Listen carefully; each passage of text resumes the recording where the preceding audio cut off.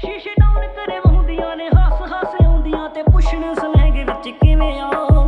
ਲੇਬਲਾਂ ਚੋਂ label blue ਸੋਹਣੀ ਨੇ ਜਦੋਂ ਪੀਨਿਆਂ ਤੇ ਪਾਣੀ ਵਾਂਗੂ ਪੀਨੇ ਆ। 40 ਕਿੱਲਿਆਂ ਦੀ ਖੇਤੀ ਅੱਧੀ ਠੇਕੇ ਉੱਤੇ ਦਿੱਤੀ ਮੁੰਡੇ ਸੋਹਣੀਏ ਪੰਜਾਬ ਦੇ ਜਾਏ ਨੇ। ਲੋਕੀ ਤਾਂ ਮੰਗਾਉਂਦੇ ਅਫਗਾਨ ਤੋਂ ਅਫੀਮ ਅਸੀਂ ਬੂਟੇ